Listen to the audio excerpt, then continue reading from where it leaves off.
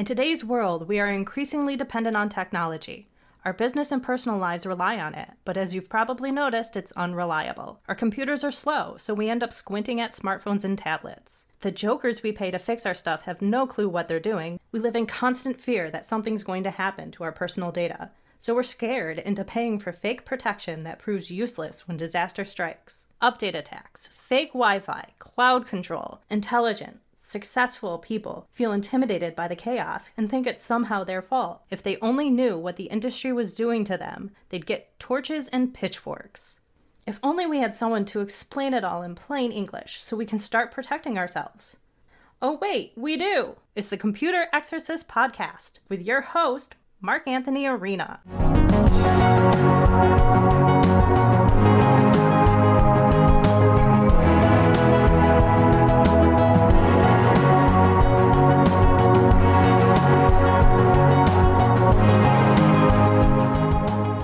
From the Wallace Memorial microphone in my home office, overlooking the can of worms in downtown Rochester, New York, this is the Computer Exorcist Podcast. My name is Marc Anthony Arena. I am so glad you have joined me today. We're going to start the new format today. I don't know where to begin. I don't know how this is going to turn out. I want to hear from you. Let me know if you like the new format, but here goes. We've got 520 articles we are behind on. So rather than just printing out each one and highlighting each one thoroughly and discussing each point and reading each point, which certainly I want to do, we're just going to read through these really quickly, and I will try as time goes on to do more related articles, but let's just do this. Let's just go through and bang out the ones we have. It's funny, I spent the past 25 minutes before the show fishing through and sifting through some of these articles and saying, ooh, I gotta put that in my next book. Ooh, I gotta put that in my next book. Ooh, I gotta put that in my next book. Ooh. There's another one right there, like this GoDaddy breach. All right, we're gonna talk about that. These are all just so good. All right, so here we go. Let's just pull out the first article here and see what we can do. This one is from AutoWeek.com, November 2021. Battery experts provide deeper explanations for Chevy Bolt fires. GM has learned some hard lessons in the raft of Bolt fires, even as a measure of disagreement still exists over where the fault lies. So they did a recall covering all 141,000 Chevy Bolts and later confirmed that 16 cars caught on fire. Okay. And it's not the only one to overheat. There were other cars, BMW, Chrysler, Ford, and so on, that issued fire-related recalls. Okay, great. And they noted that EV fires occur in lower levels than gasoline cars. Well, hopefully that's per capita, right? Less fires per car sold instead of just, there's a small handful of EVs, therefore we have less EV fires, right? Hope that makes sense. Let's see here. Okay. So their suppliers, LG Energy Solution, which used to be called LG Chem, they agreed to pay part of the cost. Apparently $1.9 billion out of the $2 billion in costs. They're paying most of the cost. Okay. And the culprit is just a torn tab inside of one of the little batteries. And so that's interesting. That's so crazy how you have to get your manufacturing process right? Because this is high volume, right? So if I have a manufacturing process that's a little bit off, then all 161,000 cars might have this problem, right? And so they say it's 2 layers of safety engineering. You don't want to have a defective cell. All right, great. And they use vehicle monitors to detect abnormal behavior. So here's the deal with this. One of the things I quoted when I wrote the note to myself is the design of the battery system also must be resilient enough to accommodate some imperfections without catastrophic failure. Okay, so you can have a little slight imperfection in the little pieces, the separators that separate the battery cells, right? And absolutely, you want a design that is tolerant. They call it tolerant, where if you have a tiny little issue, it doesn't explode, right? Like, you need tolerant people, too. Tiny little issue and you don't explode and yell at everyone. So we need tolerant design everywhere. We'll mark that off, and that's that. So here's another really interesting one. This one comes from MacGyver Tech. November 17, 2021, Apple announces self-service repair. Apple parts tools manuals starting with iPhone 12 and 13 are available to individual consumers. All right, that's kind of interesting. They in the past they've been very hostile toward third-party repair shops. So why don't they start by offering this stuff to the third-party repair shops? Like, this is news to me because everything I read about with Apple is always shame on you. No one's allowed to take it apart. We don't want third-party repair shops. So why are they offering these parts to customers? So that's the first thing. Next thing is, I thought about this for a second, and when I read the actual Apple press release on their site, they talked about how there are more than 200 individual parts and tools. Well, the phone design changes every week, so who knows. So, sure, it might be to replace the camera or the button. Nope, not allowed to have a button anymore. So it's basically the camera and the screen and the power jack. That's really it. So that's actually 3 parts. But here's the deal. At this point, they're throwing us a bone because they realize most of the parts are all integrated into the motherboard. And that's the case for the smartphones, right? That's the disease they unleashed on humanity when they invented the iPhone, is that everything is integrated into the motherboard, including the little hard drive, so that you can't repair these things. Okay, fine. Crack screen, fine. We'll let you repair that for now. But other than that, you can't repair any other components. It's all on the motherboard. Then Apple, around 2019, unleashed that disease on the computer industry where their computers now are just one motherboard. All of the components, right? I understand in the late 90s, early 2000s, they started integrating network cards and sound cards into the motherboard, fine. But the hard drive? The hard drive is integrated into the motherboard? So, same deal with the Apple computers. You're not allowed to repair them. They'll throw you a bone and say, hey, you know what, our Apple computers, you might be able to replace the screen or the webcam, or maybe the keyboard, which is now designed to be the most inaccessible thing in the world when it used to be very easily accessed. So we're just going to do that, and we'll throw you a bone, but you can't actually fix these things in a meaningful way because it's all integrated in the motherboard. On top of that, they failed to mention the T2 scandal, which started around 2017, where if you dare take apart your machine or try to repair anything, there's an evil chip called the T2 chip that leashes out and attacks and disables your product until you bring it to an Apple store to beg forgiveness from a central computer. So that's that. They're throwing us a bone. Nothing more than that. Alright, let's see this one. This is Racket.news. Racket.news, and November 2021. Another humorous Substack panic. So, Vanity Fair and New York Times are talking about how a lot of journalists are leaving them, and the Atlantic and stuff like that, going to their own independent newsletter platforms.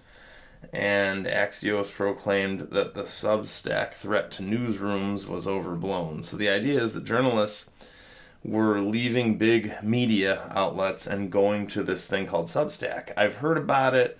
I haven't gotten into it yet. I know people have been told me about it, but the idea is you could be an independent journalist and just make your own articles and put them on Substack. All right? And what the big media was saying is, well, journalists crave infrastructure and editorial support offered by newsrooms. And, okay, fine.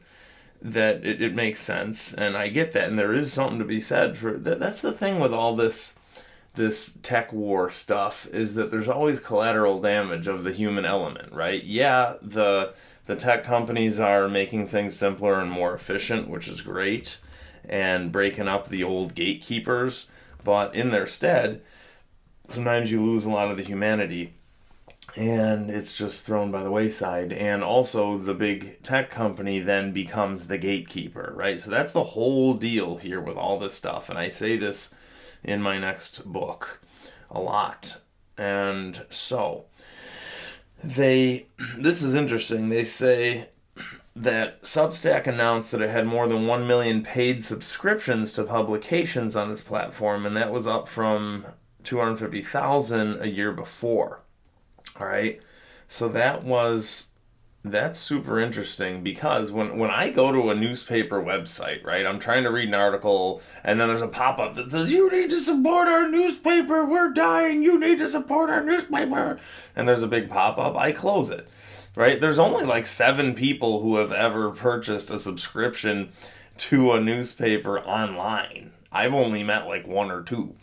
Because who wants to pay for a subscription just to read an article online when there's billions of sources? All right? That's one thing. I mean, and the other thing, like, for example, my local rag is Democrat and Chronicle, and they are selling, there's like 12 people left in Rochester, and like half of those people, so there's like 6 people who still subscribe to a newspaper, so they automatically include the online subscription for those folks. Okay, fine. And who knows, maybe there's some good stuff in there, right? But here's the point, is that I don't know of anyone who's clicking subscribe and paying these online newspapers, all right? However, with Substack, people are apparently, and who knows what the number is by now, a couple years later, but Substack, people are supporting their independent journalists. So maybe you do like, and I've done this on YouTube, right, where, hey, look, there's, you know what, I follow a couple different independent automotive journalists on YouTube, for example, and I am prone to support them because I've gotten to know them. Okay, so that's a really interesting point here. And one thing that the articles talk about is a couple of the writers went back to big media, and they had harrowing survival tales, like, we had to do our own marketing. And these pieces tend to say a lot more about the cluelessness of the mainstream publications rather than the independent operator model that they're purporting to cover. So that's really interesting. They talk about how difficult it is to make money from publishing this stuff. Again, everyone's out there reporting the news, so it's really tough to say, hey, well, you know what, you should trust me and you should pay me. And they talk about how there's a magic wand that will make media fortunes, which are headline generators and all British editorial staffs. And why it matters, bullet point formats, and so on. Then he talks about how places like New York Times are trying to do their own independent newsletters, but that's ironic because then the whole point of an independent newsletter is to be totally independent. And finally, he said, it seems so obviously absurd for New York Times or Atlantic to try to strike back against the tiny slice of market represented by a handful of Substack writers by rolling out their own Death Star version of independent voices. If they really wanted to wipe us out, of course, they could just put out a New York Times that sucked less. In a million years, that won't occur to them. That's awesome, and that really sums it up, right? That's the whole thing with all of these things, is that everyone's being blindsided by technology, but also there are just clueless people out there, and that's that. And they really need to talk to consumers and see how they want to consume media, right? Just like I told you, I'm the biggest cheapskate in the world. I would never pay for a subscription to a whole newspaper full of stuff that I wouldn't want. Actually, as I'm saying this, I'm realizing the whole key here is that I don't want to pay for a newspaper subscription for something where I only want 1 or 2 things. So that it makes more sense. That explains why people are just subscribing to individual journalists and following individual journalists. That we started doing that on YouTube, and we're going to start doing that on Substack. So we can just pay for the stuff we want. So it makes sense right there. All right. And that's so huge. It's like, oh, I got to stop and put that in my book. That's so important. All right. So much. That's why I'm so glad I have a deadline with my next book. My deadline is January, because otherwise I would just keep adding to it forever and I would never release it. Right? Just like I did years ago with a business plan that I wrote. I just kept embellishing it and it became this glorious thing that no one ever saw. All right, next one. This article is from Engadget, and this is November 2021. Why Apple changed its mind on right to repair. Apple has given the people what they want while also trying to avoid government regulation. There it is. That's it. That makes sense now, okay? That's why they were throwing us a bone, right? And a few minutes ago we talked about that. And that's why they're doing this. Apple does not have a good track record in terms of letting customers repair their hardware. The last decade plus has seen Apple's computers become essentially impossible for users to service or upgrade, right? And that's still the case, folks, because it's all one motherboard. So Apple's announcement earlier this week that it would start selling parts and tools directly to consumers and offering repair guides was a huge surprise. Okay? Many inside Apple never wanted to be hostile to repair in the ways that Apple has been at times. You probably saw that Apple co-founder Steve Wozniak called out the practices. And I do cite that in my book, how Wozniak says, hey, look, don't do this. Because that's why they pay him the big bucks. That's why he's so successful, because he's intelligent and he has common sense, right? And that's what none of these people get. And I say this all the time in my book, same deal with Steve Jobs. He fought the DRM scandal. He said, look, if anyone's to profit from the DRM, it's me. But I believe in common sense and morals and ethics and logic. And I don't want to just milk people eternally for fees with an evil system that has a dead man switch so it has to be on at all times. It doesn't make sense. He said DRM is wrong and evil. So same thing here. What Wozniak is saying is, yeah, this unrepairable stuff is simply wrong and evil, right? So that's how you make your money. That's how you become truly successful, when you have logic and morals and ethics and common sense, all right? So Apple has made some other movies recently that show the potential, he probably means moves, that potential government scrutiny and oversight could be driving change at the company. This change might also simply be part of the company listening to its users and correcting some mistakes it made over the last 5 years. Look at the new MacBook Pro, perhaps the biggest mea culpa that Apple has ever offered. The company reversed its trend of pursuing thin and light design at all costs, and instead actually made the MacBook Pros thicker and heavier because they added back the ports that they had removed. Right? You weren't allowed to have ports on a MacBook Pro. It's one thing if you had like a kid's MacBook or a baby MacBook or something with no ports, but these are supposed to be Pro. They love slathering the word Pro on everything. Everything is Pro. Every product from every company nowadays is Pro, but it actually means lazy slob. Right? Look at Nissan's Pro Pilot Plus. And no, it means you're too lazy to drive your own car, so you have to press a button so the car switches lanes for you. Pro, I want to be called a pro. You're flattering this generation and calling them a pro, but it's really the emperor's new pro. No one's a pro. You're a pro if you do your own stuff, and if you drive a Ford Model T, then you're a pro. If you're buying all these pro things that don't allow you to do anything, then you're just a loser. Okay. Anyway, so they did bring back the ports. On the MacBook Pro, you still aren't allowed to have real USB, but I think you're allowed to have HDMI and you're allowed to have an SD card. So that's something, right? They didn't go back to real USB, which they should. So you still have a couple of stupid USB ports, but whatever. Point is, they allowed you to have ports again on these machines that are supposed to be Pro. There was one accessory maker, I think it was Otherworld Computing, that had to come out with an accessory to give you all the ports again. And they called it Make Your MacBook Pro Again. It was so beautiful. The company also added back the ports that it had removed, okay. And it also killed the unpopular TouchBar.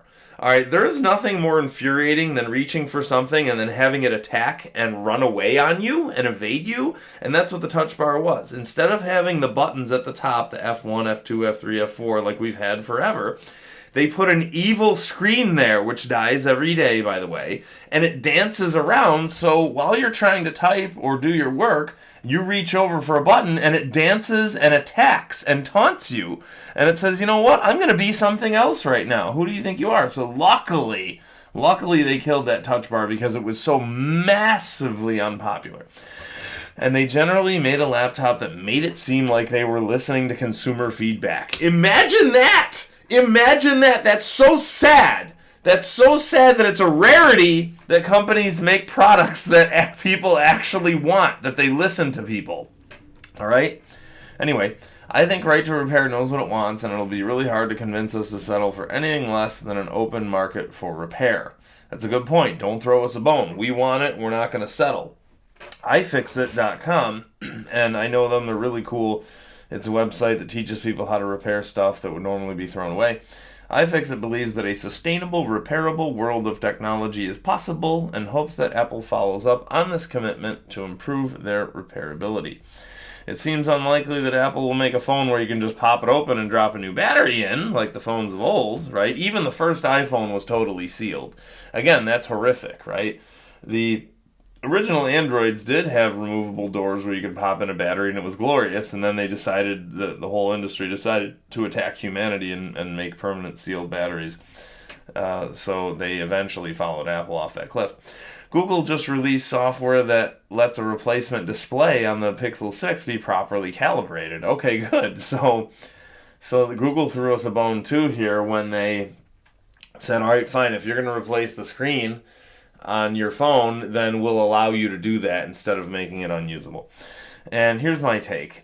I hope Apple does an about-face on everything. I'm sick of hating Apple. I want the good Apple back. I need to remember that it's possible, right? It's when Apple turned evil, I just assumed they were going to be evil forever, and who knows, that might be the case, but I need to remember that it's possible for Apple to go back to being not totally evil. And sure, maybe they'll be imperfect, but maybe there will be a time when Apple goes back to hard drives that are removable and batteries that are removable. Maybe.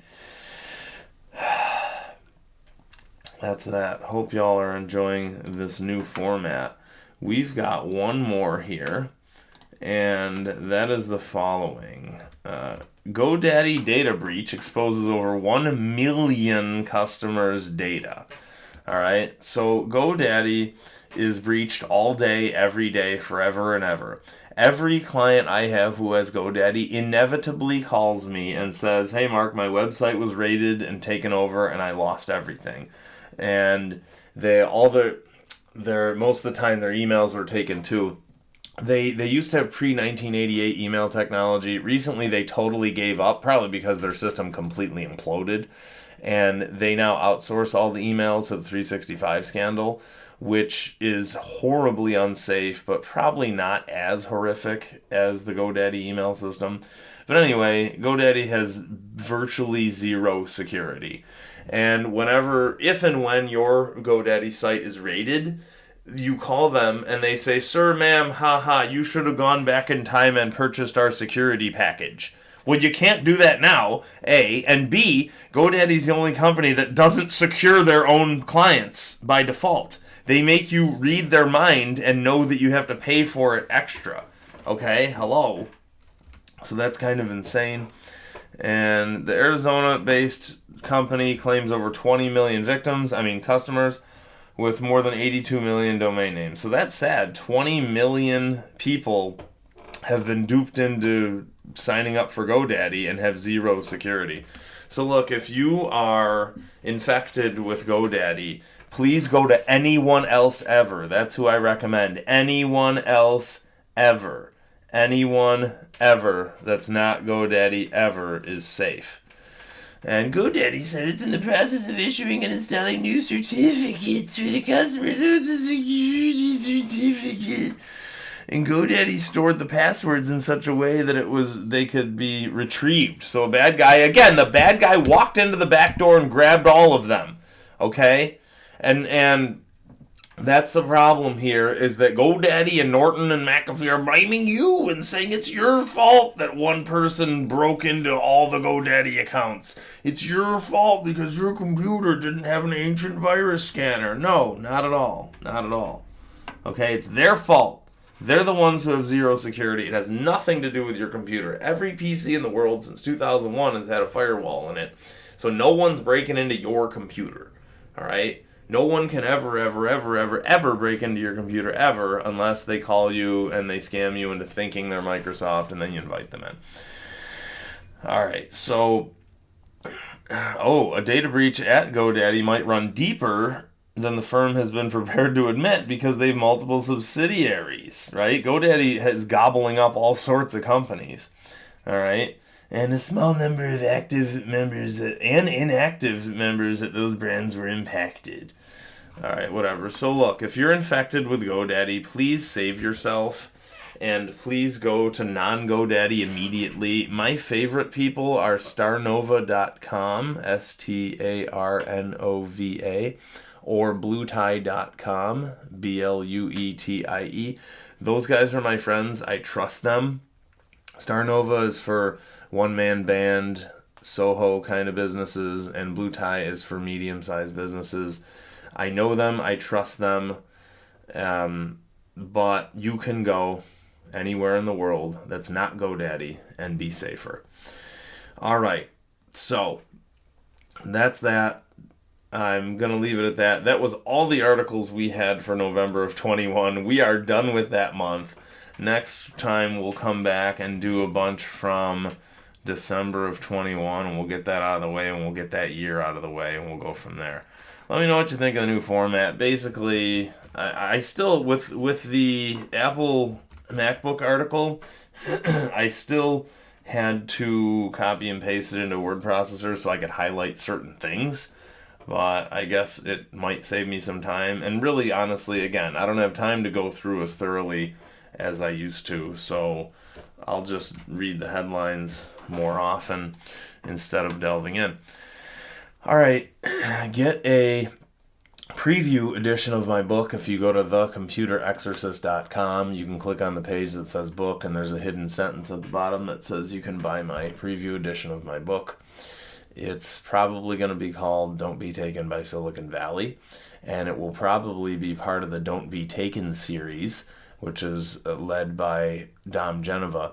His book is called Don't Be Taken for a Ride, and that one's out already, so you can grab that anytime. And he's interviewed me on his show a couple times. I want to get him on my show, actually. That would be fun. All right, thecomputerexorcist.com. And thanks so much for listening. Talk to you next week.